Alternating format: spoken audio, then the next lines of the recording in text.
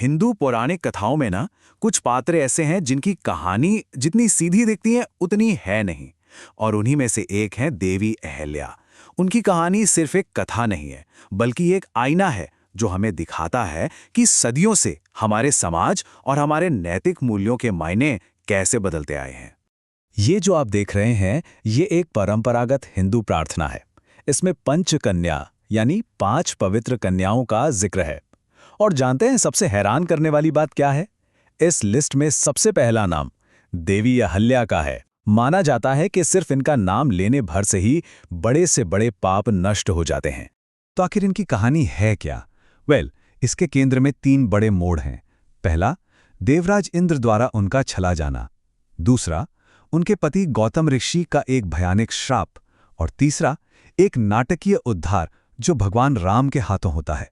तो यहाँ एक बहुत बड़ा सवाल खड़ा होता है कि एक ऐसी स्त्री जिसकी कहानी की पहचान एक तरह के व्यभिचार से जुड़ी है, उसे पवित्र कन्या के रूप में इतनी श्रद्धा कैसे मिली? यही तो वो विरोधाभास है जिसे आज हम समझने की कोशिश करेंगे। तो चलिए शुरू करते हैं कहानी के पहले हिस्से से, यानी उस छल की घटना से। इस वाक़े के 2 बिल्कुल अलग अलग वर्जन मिलते हैं जो समय के साथ काफी बदल गए हैं। अच्छा, इसको थोड़ा ध्यान से समझते हैं। वाल्मीकि रामायण, जो इस कथा का सबसे पुराना और मूल संस्करण है, उसमें अहल्या इंद्र का भेष पहचान जाती हैं। हाँ, वो जानती थी, लेकिन जिज्ञासा के कारण वो अपनी सहमति दे देती हैं। मतलब वो एक एक्टिव भागीदार हैं। लेकिन जब हम तुलसीदास के रामचरितमानस जैसे बाद के वर्जन देखते हैं तो कहानी पूरी तरह पलट जाती है। यहाँ अहल्या एक निर्दोष पीड़िता हैं जिन्हें धोखे में रखा गया, और इसलिए उन्हें पूरी तरह से दोष मुक्त माना जाता है। अब इस घटना का नतीजा क्या निकला? श्राप। और जैसे छल की कहानी के 2 पहलू हैं, वैसे ही सजा के भी 2 बहुत अलग अलग रूप देखने को मिलते हैं। जैसे कहानी बदली, वैसे ही सजा का तरीका भी बदल गया। ये बहुत दिलचस्प है। देखिए, वाल्मीकि के अनुसार श्राप शारीरिक नहीं बल्कि मनोवैज्ञानिक और सामाजिक था। उन्हें श्राप मिला कि वो सबके लिए अदृश्य हो जाएंगी, हजारों साल तक अपने ही सुने आश्रम में अपराध बोध में तपस्या करती रहेंगी। लेकिन तुलसीदास की कहानी में, जो ज्यादातर लोग जानते हैं, उन्हें सचमुच में एक पत्थर की शिला बना दिया गया, बिल्कुल बेजान, जो सिर्फ अपने उद्धारक राम की प्रतीक्षा कर रही थी।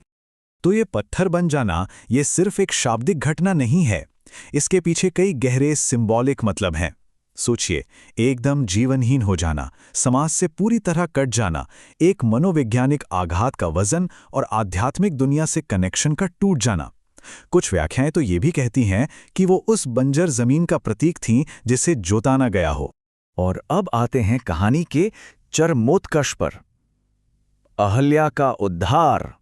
और ये हिस्सा हमें नायक यानी राम के भी 2 बिल्कुल अलग अलग चित्रण दिखाता है।